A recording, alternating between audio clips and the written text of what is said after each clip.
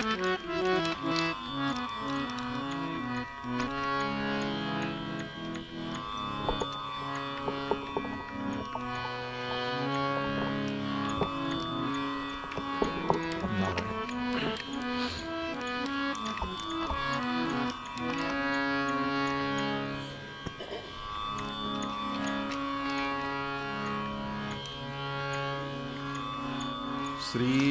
सीतारामचंद्र भगवान की जय। श्री राधा कृष्ण भगवान की जय। श्री हनुमान जी महाराज की जय। श्री वाल्मीकि भगवान की जय। श्री वेदव्यास भगवान की जय। श्री गोस्वामी तुलसीदास जी महाराज की जय।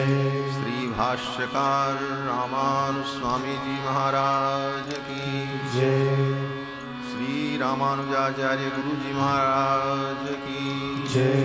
सब संतन की जय। सब भक्तन की जय। सत्य सनातन वैदिक धर्म की जय। अखंड भारत वर्ष की जय। जय जय सीताराम। जय जय श्री राधे श्याम। हरि ओम तच्छंजोरावृणीमहे गातुं यज्ञाय गातुं यज्ञपतये दैवी स्वस्तिरस्तु नः स्वस्तिर्मानुषेभ्यः ऊर्ध्वं जिगातु भेषजं शन्नो अस्तु द्विपदे शं चतुष्पदे रामाय रामभद्राय रामचन्द्राय वेधसे रघुनाथाय नाथाय सीतायापतये नमः। रामं रामानुजं सीतां भरतं भरतानुजं सुग्रीवं वायुसूनुं च प्रणमामि पुनः पुनः।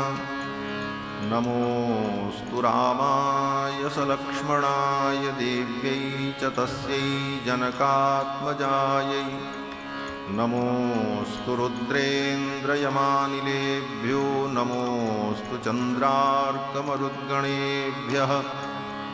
चरितं रघुनाथस्य शतकोटिप्रविस्तरम् एकैकमक्षरं प्रोक्तं महापातकनाशनं कूजन्तं राम रामेति मधुरं मधुराक्षरम् आरुह्य कविता शाखां वन्दे वाल्मीकिकोकिलं यः पिबन् सततं रामचरितामृतसागरम् अतृप्तस्तं मुनिं वन्दे प्राचेतसमकल्मषं गोष्पदीकृतवारीशं मसकीकृतराक्षसं रामायणमहामालारत्नं वन्दे नीलात्मजम् अञ्जनानन्दनं वीरं जानकीशोकनाशनं कपीशमक्षहन्तारं वन्दे लङ्काभयङ्करं यत्र यत्र रघुनाथकीर्तनं तत्र तत्र कृतमस्तकाञ्जलिं बाष्पवारि परिपूर्णलोचनं मारुतिं नमत राक्षसान्तकं वैदेही सहितं सुरद्रुमतले हैमे महामण्डपे मध्ये पुष्पकमासने मणिमये वीरासने सुस्थितम् अग्रे वाचयति प्रभञ्जनसुते तत्त्वं मुनिभ्यः परं व्याख्यान्तं भरतादिभिः परिवृतं रामं भजे श्यामलम् आपदामपहर्तारं दातारं सर्वसम्पदां लोकाभिरामं श्रीरामं भूयो भूयो नमाम्यहम्। व्याख्यामुद्रां करसरसिजैः पुस्तकं शङ्खचक्रे बिभ्रद्भिन्नस्फटिकरुचिरे पुण्डरीके निषण्णः अम्लानश्रीरमितविशदैरंसुभिप्लावयन् माम् आविर्भूयादनघमहिमा मानसे वागधीशः लक्ष्मीनाथसमारम्भां नाथयामुनमध्यमाम् अस्मदाचार्यपर्यन्तां वन्दे गुरुपरम्पराम् शाण्डिल्याह्वयवंशवारिदविधुं श्रीकोसलेशार्चकं विश्वक्सेनयतीन्द्रदेशिकपदद्वन्द्वारविन्दाश्रितं स्वाचार्येषु यतौ जगद्गुरुवरे श्रीरामनारायणे नित्यं सक्तमतिं जगद्गुरुवरं श्रीवासुदेवं भजे। अस्मद्गुरुभ्यो नमः। अस्मत्परमगुरुभ्यो नमः। अस्मत्सर्वगुरुभ्यो नमः। श्रीमते श्रीभाष्यकाराय नमः। श्रीपराङ्कुशपरकालयतिवरवरप्रतिपादिभीकरगुरुभ्यो नमः। श्रीजानकीकान्तस्मरणं श्रीराधाकान्तस्मरणं सन्तपूर्वाचार्याः सहायाः सन्तपूर्वाचार्याः सहायाः।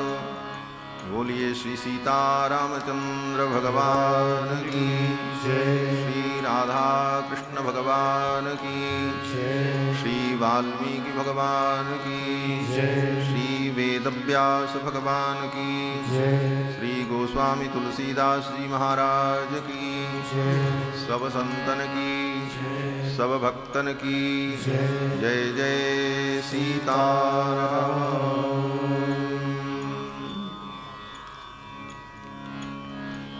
भगवान श्री सीतारामचंद्र जी की मंगलमयी कथा सुधा का हम सभी लोग अपनी गति और मति के अनुकूल श्रवण लाभ प्राप्त करें, उसके पूर्व मन और वाणी को पवित्र करने के लिए, भगवान की कथा सुनने और सुनाने की योग्यता प्राप्त करने के लिए भगवान के मंगलमय नाम का संकीर्तन कर लें। पश्चात भगवान की पावन चर्चा हम सभी लोग श्रवण करेंगे। सीताराम जय सीताराम। सीताराम जय सीताराम। सीताराम जय सीताराम। सीताराम जय सीताराम। सीताराम जय सीताराम। सीताराम जय सीताराम। सीताराम जय सीताराम। सीताराम जय सीताराम। सीताराम जय सीताराम। सीताराम जय सीताराम। सीताराम जय सीताराम।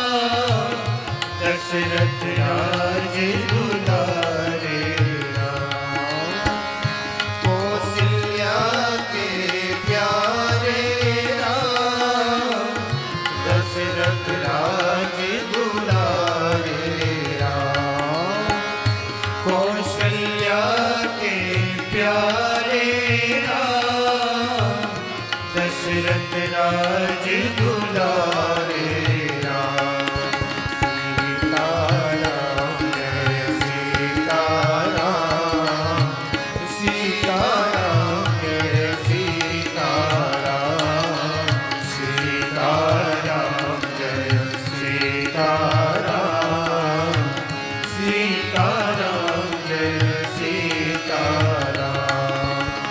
सीताराम जय सीताराम सीताराम जय सीताराम सीताराम जय सीताराम।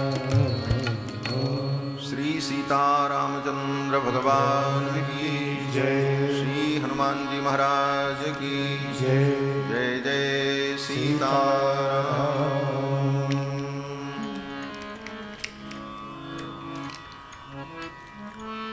परमाध्यक्ष अनंत कोटि ब्रह्मांड नायक अखिल हेय प्रत्यनीक कल्याणैकतान श्वेतर समस्त वस्तु विलक्षण सौशील्य वात्सल्यादि अनंत गुण गंभीर कौशल्यानंद वर्धन भगवान श्री रघुनंदन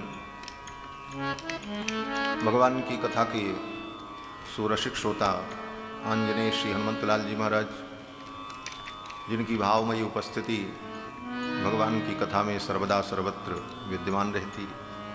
यत्र यत्र रघुनाथ कीर्तनम तत्र तत्र कृतमस्तकांजलिम। परम श्रद्धेय अनंत श्री विभूषित श्री मलूक पीठाधीश्वर पूज्य महाराज श्री श्रीमद्भागवत एवं श्री राम कथा के सरस वक्ता विश्वविख्यात परम श्रद्धेय श्री ठाकुर जी, भगवत भजन परायण परम संत अखंडानंद आश्रम के पूज्य श्री महेशानंद जी महाराज, अन्यान्य समस्त संत वृंद, भगवत कथा रस रसिक, भगवत प्रेम पथ पथिक धर्मानुरागी सज्जनों, श्रद्धामयी माताओं, भगवान श्री रघुनंदन की मंगलमयी कृपा के फलस्वरूप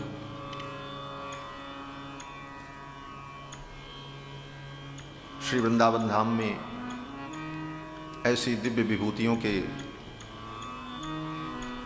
मध्य में विराजमान होकर परम विभूति लब्ध त्रिपाद विभूति आचार्य चरण की 24वीं पुण्यतिथि के पावन अवसर पर आदि काव्य श्रीमद् वाल्मीकि रामायण के माध्यम से भगवान के दिव्य कल्याणमय गुणों का अनुशीलन करने का ये महत् सौभाग्य हम सभी लोगों को प्राप्त हो रहा है। जिन महापुरुष की पुण्यतिथि के अवसर पर हम सभी लोग समवेत होकर यह सत्संग लाभ आगामी 9 दिनों तक प्राप्त करेंगे, उन महापुरुष के दिव्य संस्मरण को आप सभी लोगों ने विभिन्न महापुरुषों के माध्यम से श्रवण किया। दास का भी सौभाग्य कुछ दिन रहा कि पूज्य गुरु जी अयोध्या में पधारे। श्री बड़ी छावनी में श्री रघुनाथ दास जी की छावनी में पूज्य महाराज श्री के द्वारा श्रीमद्भागवत की साप्ताहिक कथा आयोजित हुई। उस कथा में दास प्रतिदिन जाकर के श्रवण करता था। इतने मात्र से ही मैं अपने आप को उनका शिष्य मानता हूँ। पूज्य महाराज श्री के चरणों में 7 दिनों तक श्रीमद्भागवत की कथा सुनने का सौभाग्य मिला। अयोध्या की बड़ी बड़ी विभूतियां जिनका संस्मरण अभी मलूक पीठाधीश्वर पूज्य महाराज श्री कर रहे थे कि जिन्होंने श्री आचार्य श्री कृपाशंकर जी महाराज ने 1 घंटे में रामायण का उपदेश दे दिया महाराज जी को और महाराज जी ने संपूर्ण रामायण की कथा सुनाई। वास्तव में आचार्यों का संकल्प ही शिष्य के हृदय में ज्ञान का प्रकाश कर देता है। 1 घंटा तो बहुत है, 1 क्षण भी पर्याप्त है। तेरे ब्रह्म हृदय आदि कवये मुह्यंति यत् सूरया।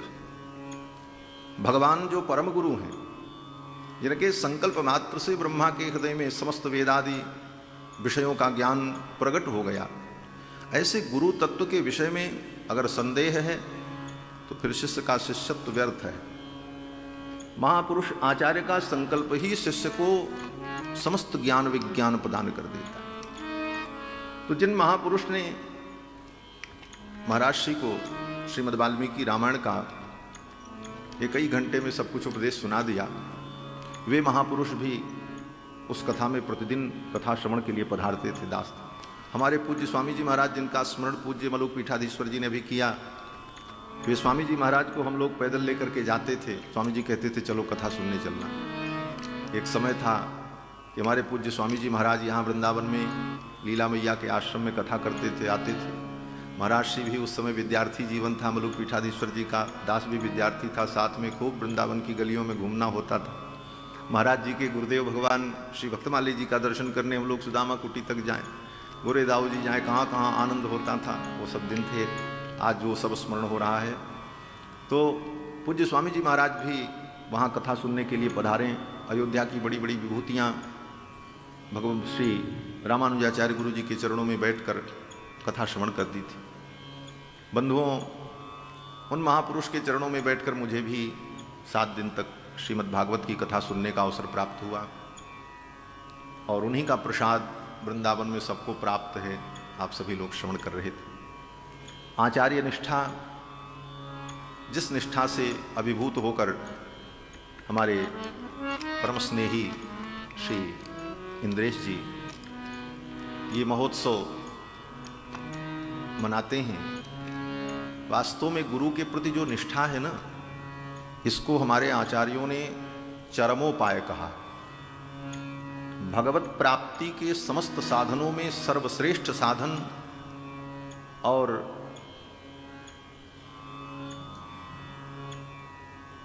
अमोघ साधन के रूप में आचार्य निष्ठा को ही हमारे आचार्यों ने स्वीकार किया।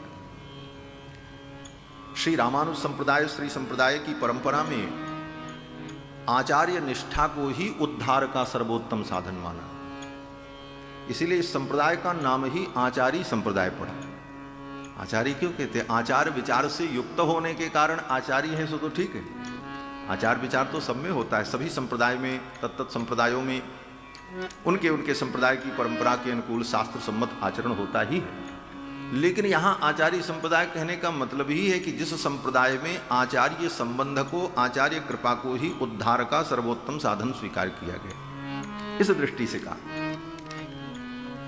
आचार्य संबंध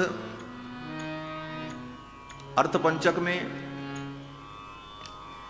भगवान के स्वरूप का, आत्म स्वरूप का, साधन स्वरूप का, विरोधी स्वरूप का और फल स्वरूप का जो वर्णन किया, इसको अर्थपंचक कहते हैं।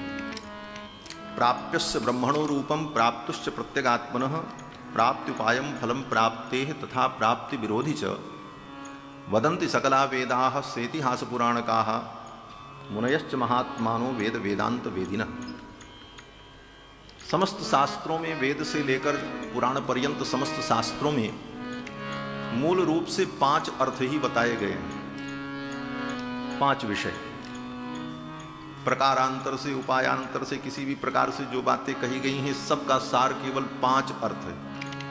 5 अर्थ क्या है? बोले, पहला अर्थ अपने स्वरूप का हमें ज्ञान हो, आत्म स्वरूप। दूसरा अर्थ परमात्मा का स्वरूप।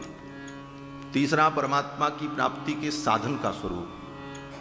चौथा परमात्मा की प्राप्ति में बाधक तत्व क्या है, उनका स्वरूप। और 5वां भगवत प्राप्ति का फल क्या है, इसका स्वरूप। तो उस अर्थपंचक की व्याख्या में मैं नहीं जाऊंगा।